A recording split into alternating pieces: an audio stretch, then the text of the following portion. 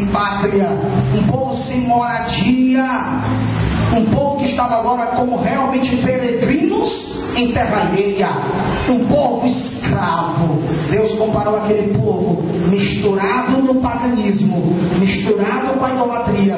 Deus comparou aquele povo como vale de ossos secos, como um montão de lixo, como se fosse um cemitério. Só tinha osso, só tinha osso quebrado, poeira, muita sujeira, só tinha entulho. Deus compara um crente vazio da graça, vazio de poder, como um entulho de lixo, como um vale de ossos. Mas eu quero lhe dizer uma coisa: mesmo na ira de Deus, mesmo no tempo em que Deus deseja castigar seu povo pelo pecado, por causa do pecado, mesmo na ira, esse Deus se lembra da misericórdia. Abacuque conhecia seus pais. Abacuque conhecia seus pais. Abacuque conhecia seus pais, Abraão, Isaque e Jacó, e aprendeu na lição de Moisés que Deus, mesmo cirando, ele não é irado, mesmo reagindo contra o pecado, mesmo cirando contra o pecado, ele não é irado, ele é benevolente, ele é bom. Ele é bom. Você não encontra no currículo de Deus ele é irado, não. Ele se ira como reação contra o teu pecado. Ele é bom. E mesmo na teia, mesmo no castigo, mesmo quando está apanhando, Deus se lembra de ser bom para com a tua vida. Abacuque se lembrou dos seus pais. Quando viu aquela assombração, ele não se levantou para pregar, ele se levantou para escrever. E ele escreveu em forma de canto. Supostamente era levita, músico, escreveu a profecia em forma de canto. Um ministério pouquinho, um ministério rápido. 3 capítulos foi a sua revelação. Um ministério pequeno diante de Jeremias, Ezequiel e Daniel, que eram contemporâneos do cativeiro babilônico. Jeremias foi o pivô, foi o primeiro a contemplar o cativeiro em sua época.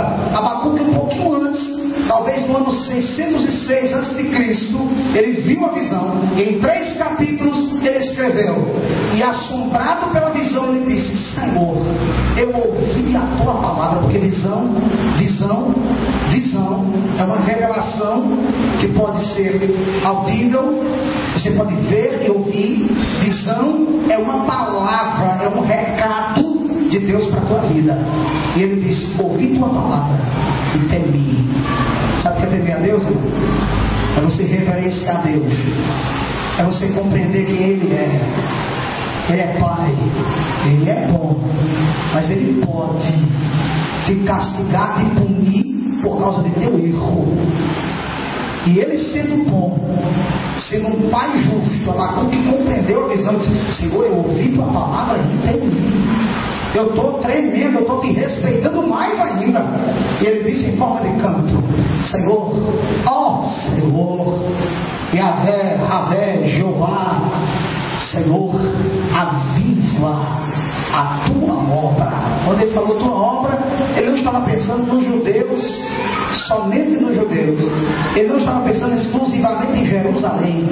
Ele estava pensando no operar de Deus. Onde está a mão de Deus, ali está a obra de Deus. Isaías fez uma pergunta a Deus: Senhor, quem deu crédito à minha pregação, à nossa pregação? A quem se manifestou o teu braço?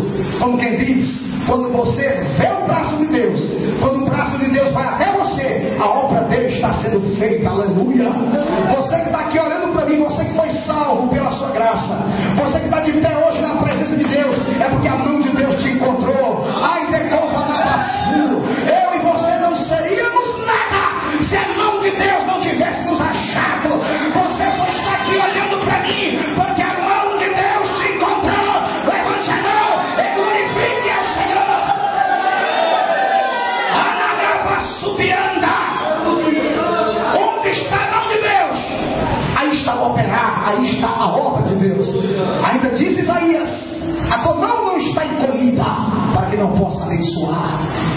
Sua mão está estendida para abençoar. Quando Deus estende a mão, então a obra dele é feita, a vontade dele é feita, a vontade dele é realizada, o operar de Deus é realizado. E às vezes o operar de Deus não é como você quer e não é como eu quero. Porque Deus não se limita a você. Deus não faz as coisas regradas. Todo dia é um dia diante de Deus. E que viva eu, que viva você, todo dia, um dia na presença de Deus. Elias estava dentro de uma caverna, com aquele meninozinho que quer bajular o pai, quer chorar muito para o papai olhar para ele e ajudar ele daquele modo que todo dia ele vê. Estava dentro da caverna, com medo da luta, fugindo da luta. Passou um fogo, Deus não estava no fogo.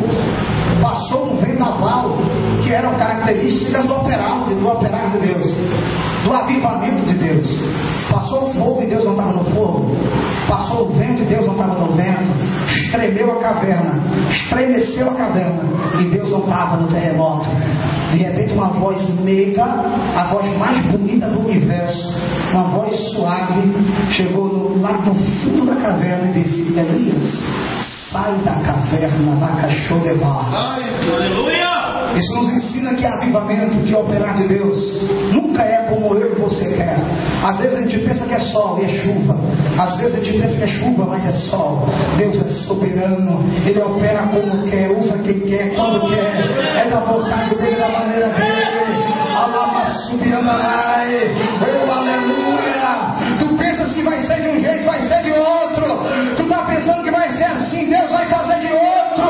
Anarabacanachai. Deus está falando, não vai ser como você está pensando. Ele vai te usar da maneira dele.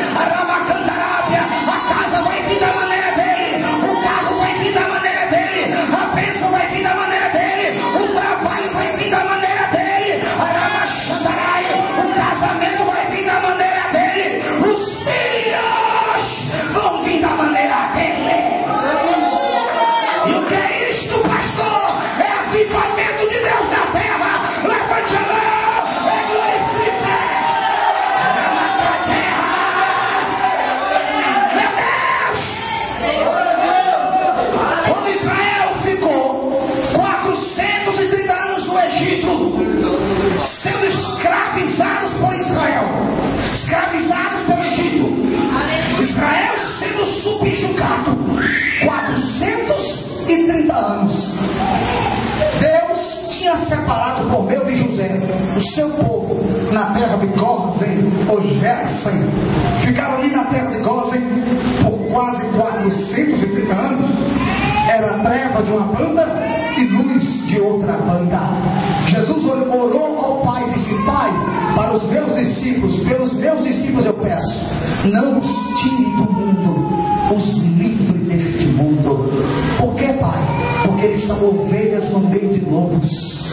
Eles têm que andar neste mundo para que, como luz, eles venham a iluminar este mundo tenebroso. Eu quero lhe falar uma coisa, irmãos. Abacuque, quando orou, quando fez essa oração, ele se lembrou da promessa de Deus para seu povo. Ele sabia, como qualquer outro profeta, que um Salvador viria para resgatar a humanidade de seu pecado. Mas até Jesus chegar, muita coisa aconteceu. Abacuque foi inteligente. Aviva, ó Senhor, a tua obra no meio dos anos, ao passar dos séculos. Aviva a tua obra. Quando tu irá, se lembra da misericórdia. Ai, meu Deus. Abacuque morreu. Passou Jeremias, passou Ezequiel, passou Daniel. O povo voltou para a sua terra por decreto real Ciro. O povo voltou para a sua terra. O imperador Ciro permitiu que o povo judeu voltasse para a terra, para Jerusalém, para reconstruir os muros. Nesse intervalo de tempo, no meio de maldição, Deus levantou pessoas para dar vida onde havia morte. A rainha Esther liberou o povo numa guerra para salvar o povo judeu. Ela foi instrumento para guardar o povo, para que o povo voltasse para a sua terra. pertinho de Esther, no tempo de Esther, havia um homem chamado Esdras, que foi o guardião do culto, o professor do culto judaico, aquele que deu sentido novamente ao púlpito e ao culto a Deus. Ao lado de Esdras havia um